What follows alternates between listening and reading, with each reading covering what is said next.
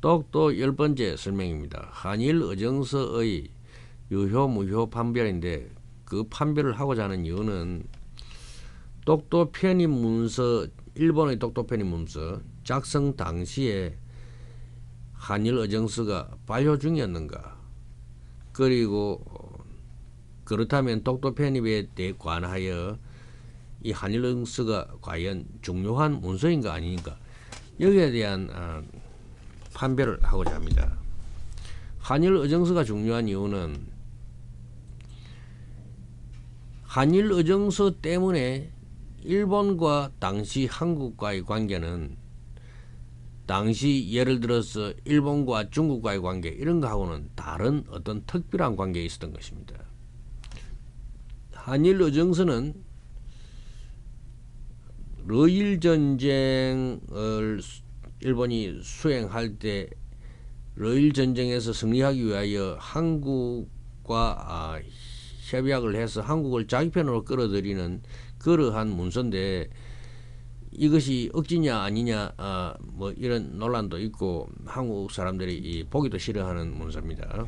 하지만 그 문서에 의하여 한국이 치를 것은 다 치렀습니다.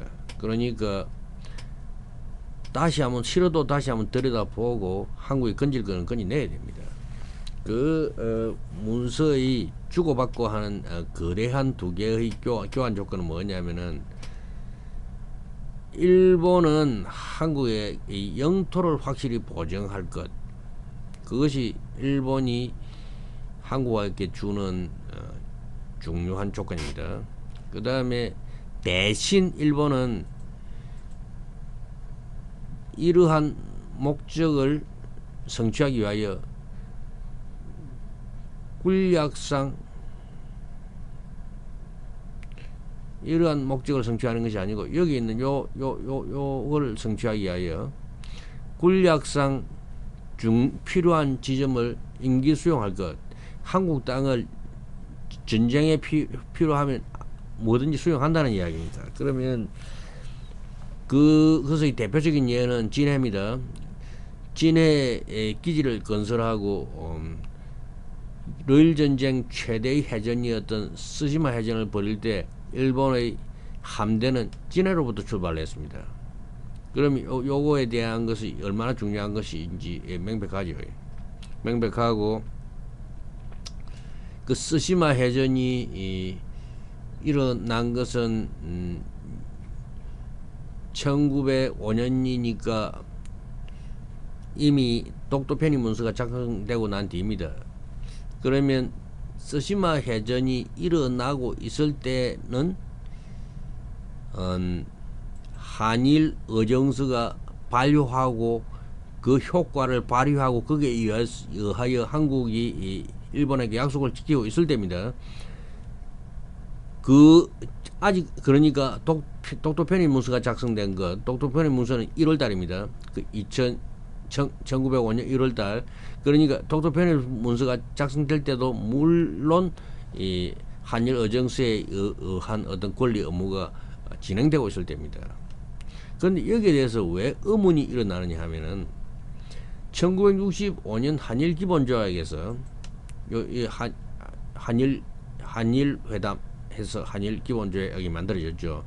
이 조약에 반대하고 데모한 세대를 63세대라고 합니다. 63세대. 그런데 그 63세대의 데모에도 불구하고 한일 기본조약은 맺어졌고, 그 조약 속에 이런 말이 있습니다. 제2조에 1910년 8월 22일 여기 한일 합방조약이죠. 및 그 이전 이거는 한일 의정서가 요 안에 포함됩니다. 요거는 그 이전이니까, 그 이전에 대일본 제국 간에 체결된 모든 조약 및 협정이 이미 무효임을 확인한다. 이래서 나왔습니다. 이미 무효는 뭐 언제부터 무효냐? 없습니다. 그냥 이미 무효입니다.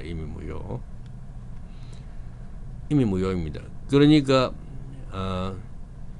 좀 더 정밀하게 말하면, 오늘은 물론 무효고 그 이전에 어느 때인가부터 무효가 되었다. 그 어느 때에는 확정할 수 없다. 뭐 이런 이야기죠.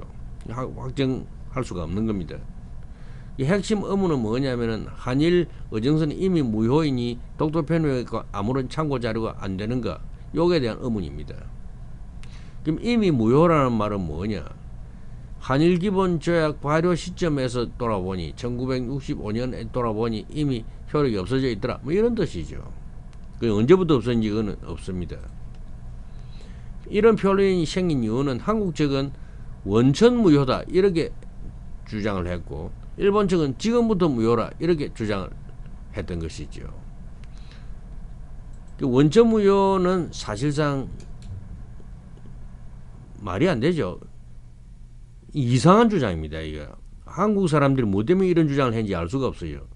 왜 그러냐면 그 조약들로 인하여 한국이 겪을 것은 다 겪었는데 무슨 원천 무효입니까? 러일 전쟁 때 이 효력을 발휘할 수 있었는데 무슨 원천 무효인지 이해하기가 무척 힘듭니다. 러시아 원천 무효로 만들어서 러시아 러일 전쟁에 한국 땅을 사용한 그 땅값을 받으려고 했는 건가? 그럴 가능성은 있죠. 그럴 가능성은 있죠. 그런데 그것이 아닌지 저는 모르겠습니다.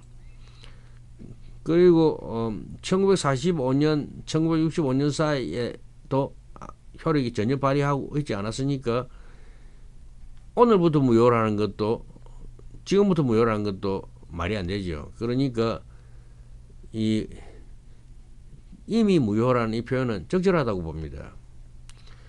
그럼 다시 돌아와서 주안점으로 돌아오면 독도 편입 문서 작성 당시에 발효 중인가 아닌가, 이것이 더 중요해집니다. 지금 한일 의정서의 이 효력 여부를 따지는 이유는 독도 편입 문서를 작성할 당시에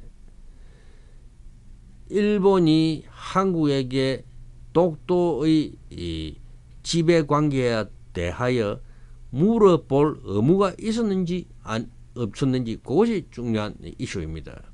그러면 당연히 그 당시에 그 반대편의 이 일이 일어나고 있었는지, 즉 이 조약에 의하여 일본이 누릴 것을 누리고 있었는지 그걸 볼 필요가 있고, 조금 전에 설명한 듯이 러일 전쟁이 진행 중이었고 진해의 기지를 사용하고 있었으므로 일본이 누릴 것은 다 누리고 있었고, 따라서 그 대가로 한국을 누릴 것도 주의해야 되는 것이고, 한국의 영토를 보존하기 위해서는 한국 영토가 어디서 어디까지인지를 알아야 되고, 당시에 일본의 고문헌에는 독도가 한국 것으로 되어 있었기 때문에 그것을 확인해야 되는 것입니다. 그 확인을 하지 않고 독도 편입 문서에 이 섬을 타국이 지배했다고 점령했다고 인정할 만한 형적이 없고 하는 말은 거짓말이죠.